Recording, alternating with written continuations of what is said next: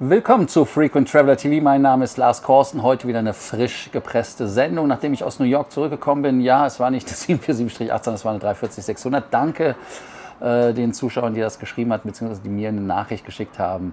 340-600 Galeere First Class, Leiden auf hohem Niveau. Deshalb lasst uns direkt die Themen besprechen, die ich frisch gepresst habe. Und zwar Lufthansa baut Langstrecke aus, Kurzstrecke schrumpft. Dann geht es weiter mit Lufthansa. Ein Ex-Aufsichtsrat sagt, dass Lufthansa-Tarifchaos kritikwürdig ist. Air Baltic hat Privatprobleme, hätte ich fast gesagt, hat Probleme mit Finanzen und Risiko für Lufthansa. Warum privat? Weil Lufthansa sagt, ist euer Problem. Also insofern freudiger Versprecher. Und dann natürlich nochmal gute News aus der Aviation, wie immer am Schluss. Emirates Lounge in München setzt den neuen Standard, und zwar einen Luxusstandard. Und das schauen wir uns auch nochmal genauer an. Ihr denkt wie immer, den Kanal zu abonnieren und auch die Gruppen zu besuchen, zum Beispiel auf School, und dann die Themen zu diskutieren. Thema, was wir als erstes natürlich haben, ist klar Lufthansa, und zwar die Bestellung von weiteren Großraumflugzeugen, denn man setzt ab 2027 mit der neuen Bestellung weiter auf Langstrecke bei der Lufthansa Mainline. Gleichzeitig wird die Kurzstrecke weiter reduziert, da viele Strecken nicht profitabel sind. Man plant neue Bestellungen, die 777-9 oder aber die 350-1000er. 15 350-1000er hat man schon auf Order, 20 777-9er hat man auf Order, hat Optionen für 25 A350-1000er und nochmal für 24 777. Damit wären weitere Bestellungen mit Lieferung ab 2032 möglich. Heißt also 10 350-900 und 10 787-9er sind ja auch schon da. Heißt also, da müssen wir uns auch mal gedulden, was da passiert. Auf der Kurzstrecke ist es so, dass bis zu 15 Flugzeuge gestrichen werden können. Ausbau in München als Intercontinental-Kreuzterminal, Erweiterung plus 10 Millionen Passagiere pro Jahr. Und man merkt halt, dass die Lufthansa ganz klar ihren Shift zur profitablen Langstrecke macht. Wobei ich nicht weiß, ob die Kurzstrecke einfach nur nicht profitabel ist oder ob sie einfach keinen Gewinn macht. Das ist halt so die Fragestellung. Und wird Lufthansa damit halt zu einer reinen Langstrecken-Airline, wenn man sich das anguckt. Ist das Ende auch der klassischen Europanetze und wird München wichtiger als Frankfurt? Das könnt ihr beantworten. Und dann Lufthansa setzt voll auf Premium- und Langstrecke. Die Kurzstrecke bleibt ein strukturelles Problem, das ist halt anscheinend so. Und hoffen wir mal, was bei Lufthansa so passiert. Und ihr könnt ihr die Frage beantworten, ob Lufthansa zu einer reinen Langstrecken-Airline wird. Ja, dann gibt es von Karl Ludwig Clay, das ist ein ehemaliger Aufsichtsrat der Lufthansa, klare Kritik an der Lufthansa. Und zwar der Ex-Aufsichtsratschef kritisiert massiv die komplexen Tarifstrukturen und fordert Reformen im Arbeitsrecht. Man hat eine 6000-seitige Betriebsvereinbarung, teilweise Regelungen aus den 60er und 70er Jahren. Kritik an den Gewerkschaften ist halt, dass man Selbstbezogenheit ersetzen möchte und anstatt dann Sozialpartnerschaft. Sein Zitat ist: Selbstbezogenheit ersetzt Sozialpartnerschaft. Streiks 2026 belasten natürlich das Image massiv, und Clay gesteht auch die eigenen Versäumnisse ein. Aber die deutsche Airline Lufthansa ist auch vom Standort her ganz klar im Nachteil. Wir sehen das mit den hohen Kosten, wir sehen das mit all den Flughäfen, mit den Curfews und so weiter und so fort. Also da sind viele Themen offen. Und Karl Ludwig Clay sagt, Zitat: Die Lufthansa ist die Königin der Tarif- und Betriebsvereinbarung. Ist natürlich kein positives sage ich ja, Zitat, weil wenn man sich das anguckt, macht das Ganze in der Tat komplex, und deshalb verstehen wir auch, warum Lufthansa sagt, es ist komplex. Ja, ist das deutsche Arbeitsrecht überhaupt wettbewerbsfähig, oder ist das einfach der Preis, den wir zahlen müssen in unserer Gesellschaft? Sind Gewerkschaften zu mächtig, oder geht Lufthansa einfach den Weg mit der Auslagerung? Und ich denke mal, als Fazit kann man natürlich sagen, dass es ein strukturelles Problem ist und kein kurzfristiges Problem ist.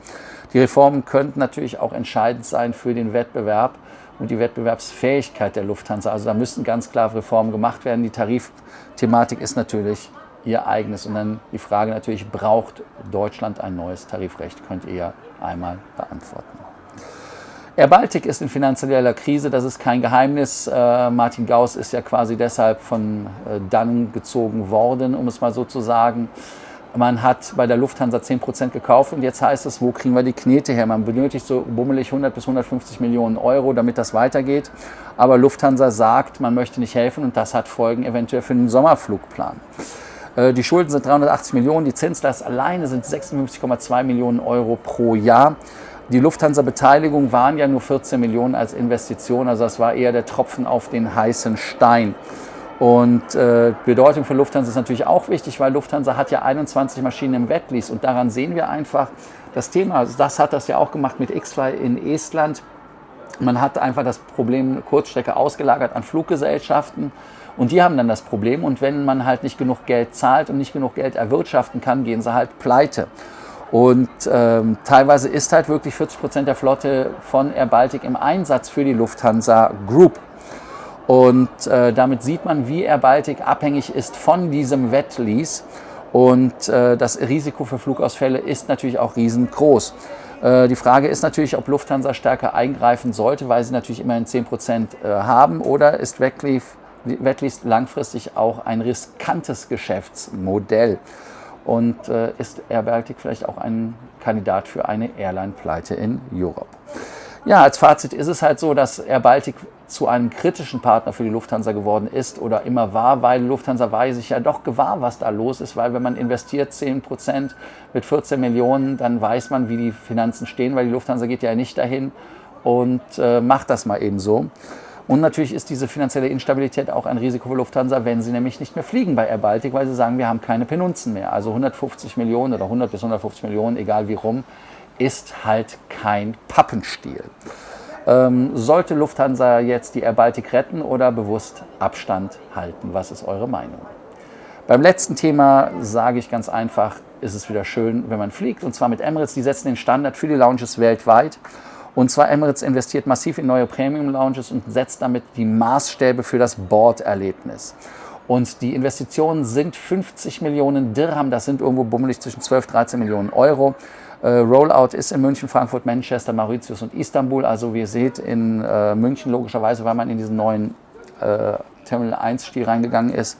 Dann Frankfurt auch und man hat als Features Live-Cooking, Barista, hat aber auch hier andere Themen, die man noch bringen kann, und zwar logischerweise Quiet Zones, Spa-Duschen, Arbeitsbereiche. Und Zugang ist mit Business- oder First-Class-Ticket oder mit Status, heißt also Skywards Gold oder Platinum oder IO-Level.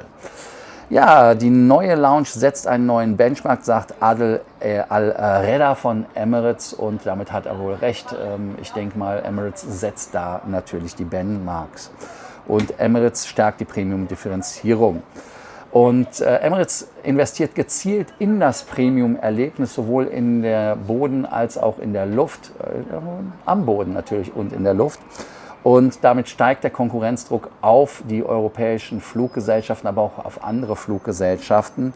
Und die Frage ist natürlich, ist die Lounge fast schon wichtiger als der Sitz im Flugzeug? Da könnt ihr dazu antworten, wobei, ich gebe euch die Antwort. Als ich in New York gesessen habe für 2 Stunden in der Lounge, da kann ich ja rumlaufen, machen und tun, wenn der Sitz unbequem ist, aber wenn der Sitz im Flugzeug, hast ein Thema. Ne?